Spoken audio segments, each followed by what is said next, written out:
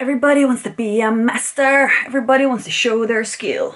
Everybody wants to get there faster and something in the top of the hill.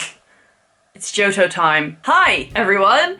I hope you enjoyed my beautiful singing voice. It's Johto time.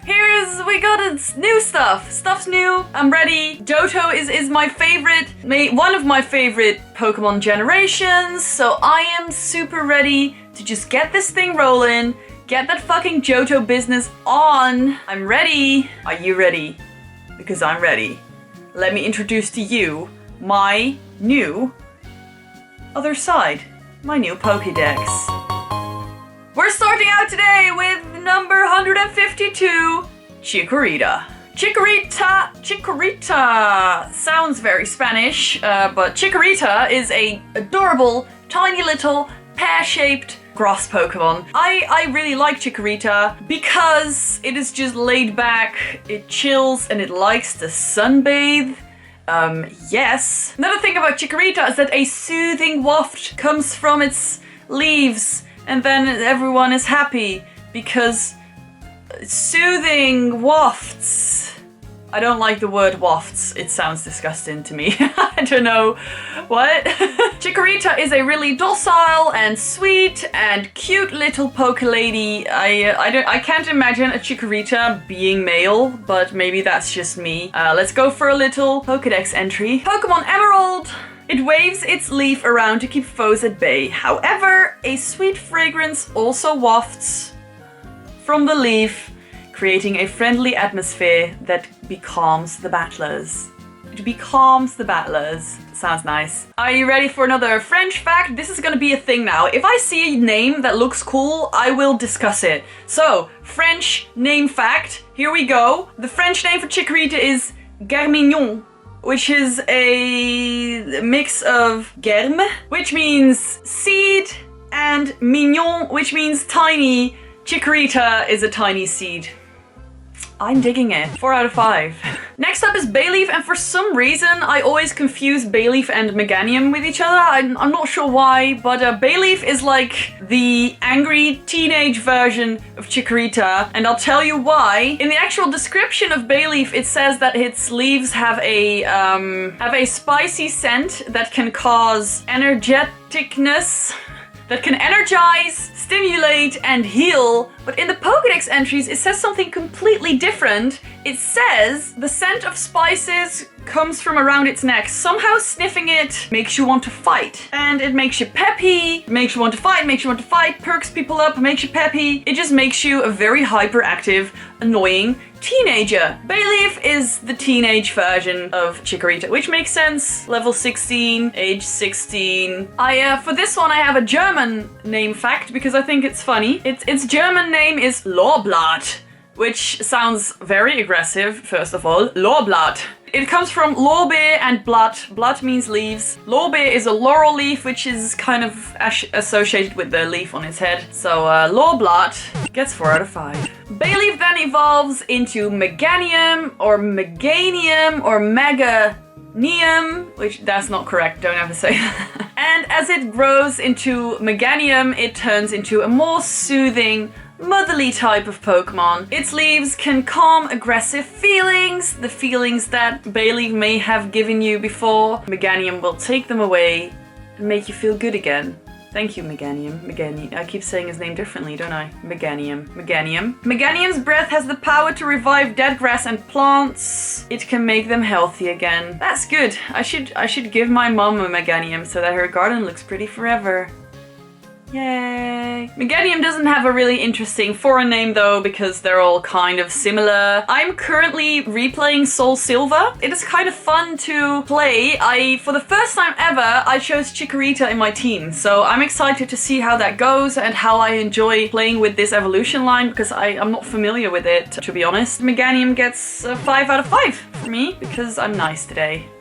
Because it's sunny and I'm inside. Then comes Cyndaquil. Now Cyndaquil, I mean, let's be honest, is the fucking cutest When it's scared, it turns into a little ball because it's kind of like a hedgehog, and it's just really adorable, and it has these tiny flames, but they're not always on, only when he's scared. Oh, Cyndaquil, you're so cute. Then I have a Pokédex entry for you from Ruby and Sapphire. Cyndaquil protects itself by flaring up the flames on its back. The flames are vigorous if the Pokémon is angry. However, if it's tired, the flames sputter fitfully with incomplete combustion. That's really cute. Another fun fact about Cyndaquil is it is the only fire starter that remains full-on fire type throughout the entire evolution line. It does not change to like a double type. It's just pure fire and pure awesomeness, and 5 out of 5. Cyndaquil then evolves into Quilava, and what's fun about Quilava is that it has fire-resistant fur, so it's fur, but it doesn't catch flame, which is unusual for most fur, but I like it. I think it's good. Here's a little fun Pokédex fact from Pokemon X. Before battle, it turns its back on its opponent to demonstrate how ferociously its fire blazes. We got a badass over here. Yeah, fucking Quilava. You go. You go.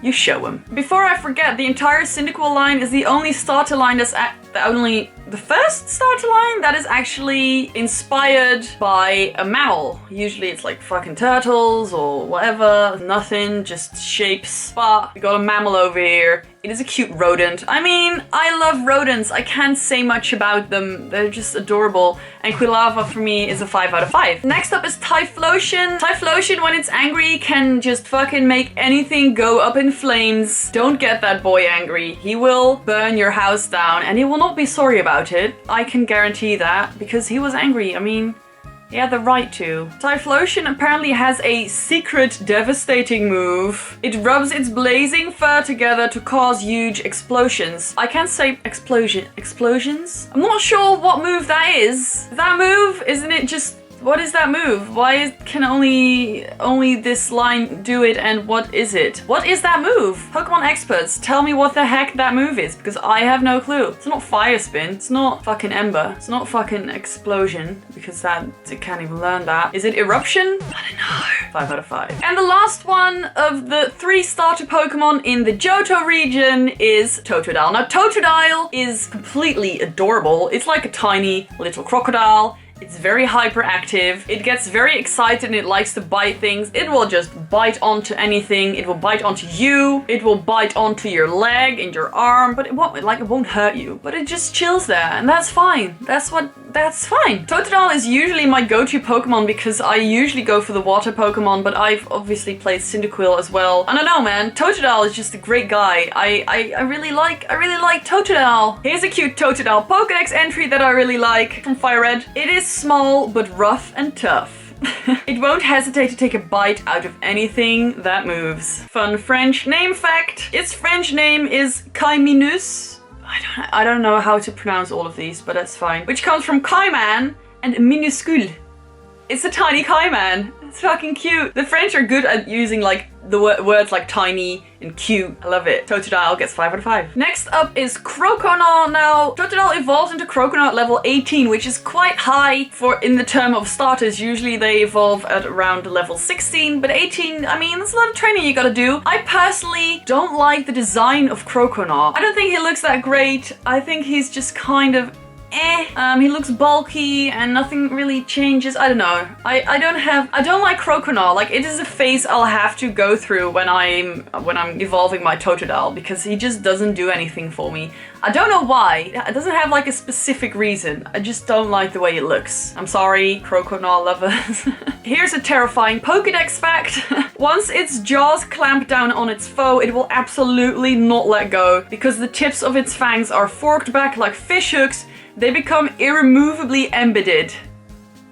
That's terrifying. I don't like that idea that it can just fucking grab your arm and never let go. It can rip your arm off. Alright, that's not fun. Croconaw for me is a 3 out of 5. I'm so sorry. I'm so sorry. And the last one for today is Totodile's final evolution, Feraligatr. Feraligatr's name is Feraligatr. It doesn't have an O at the end because Pokemon Silver and Gold only had a 10-character limit to the Pokemon names, so they couldn't put the O in the name. So it's just Feraligatr. It's always been that way. Not gonna change. Feraligatr is is what it's called. I like it. Despite the fact that Feraligatr looks like quite bulky and heavy, he's really fast, he has really strong hind legs, so he's slap you with his legs, kick you. Here's a creepy Pokédex fact from Pokemon Gold. When it bites with its massive and powerful jaws, it shakes its head and savagely tears its victims up. Terrifying. Feraligatr is a cool guy though. He's super nice to have in your team. I really like him as a last evolution, and I usually don't play with my starters for the entire game, but I did with Feraligatr because powerful guy. And crocodiles terrify me, but this one doesn't. Well, it does, but in a good way. Here's a fun German name fact. Feraligatr's German name is Impagator. Impagator? I'm not German, alright? Dutch is not the same as German. Impagator, which comes from Imperator, Imperator, which is like emperor, and alligator. So it's like pretty much the emperor of the alligators in Germany. And I think that's kind of cool. And he deserves it, so 5 out of 5. And that was it for today. I just thought I'd start out with just the starters and then we'll just go on from there. I like giving you some more facts about them instead of just going through them, so that's why there's less per episode. But I hope you enjoy it this way. Thank you for watching, and I will see you later. Bye!